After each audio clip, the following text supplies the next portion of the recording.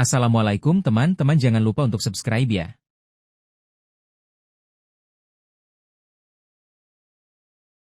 Baik, mari kita telaah lebih lanjut teori tentang pertarungan antara Roronoa Zoro dan musuh dengan kemampuan buah iblis yang secara spesifik merepotkan pendekar pedang. Konteks kelemahan pendekar pedang terhadap beberapa buah iblis.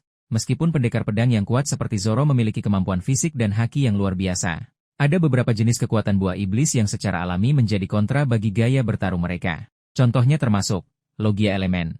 Pengguna logia yang dapat berubah menjadi elemen murni, api, es, cahaya, DLL, sulit disentuh oleh serangan fisik biasa, termasuk tebasan pedang yang tidak dilapisi haki persenjataan tingkat tinggi.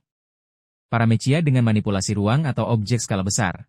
Buah iblis yang memungkinkan pengguna memanipulasi ruang, seperti kemampuan Lo, atau menciptakan dan mengendalikan objek besar dari jarak jauh dapat mengepung dan membatasi gerakan pendekar pedang. Zoan mistik dengan kemampuan unik. Beberapa zoa mistik memberikan kemampuan yang sangat spesifik dan tidak terduga yang bisa menjadi ancaman besar bagi pendekar pedang.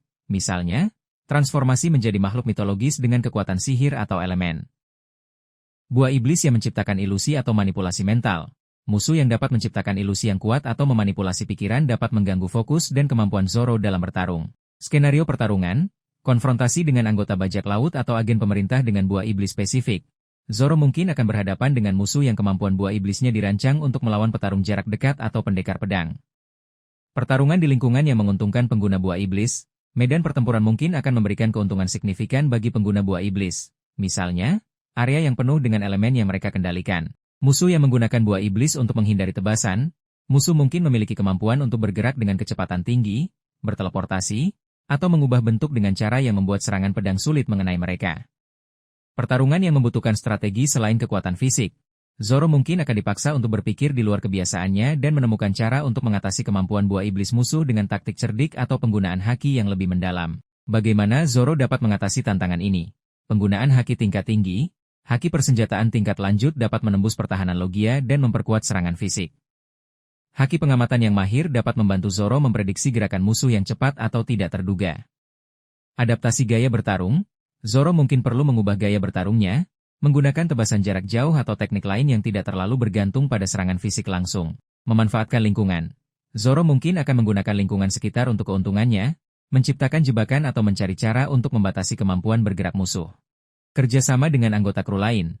Dalam beberapa kasus, Zoro mungkin akan bekerja sama dengan anggota kru lain yang memiliki kemampuan untuk mengatasi kelemahan yang ditimbulkan oleh buah iblis musuh.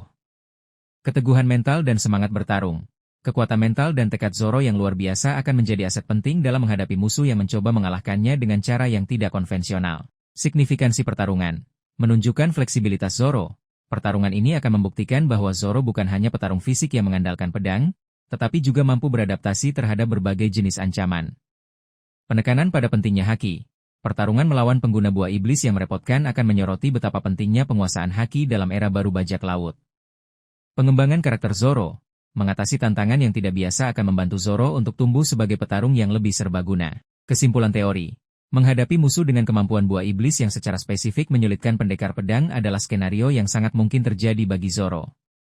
Pertarungan semacam itu akan menjadi ujian bagi kemampuan adaptasi, penguasaan haki, dan kecerdasan bertarungnya, membuktikan bahwa ia mampu mengatasi berbagai jenis lawan dalam perjalanannya menjadi pendekar pedang terkuat.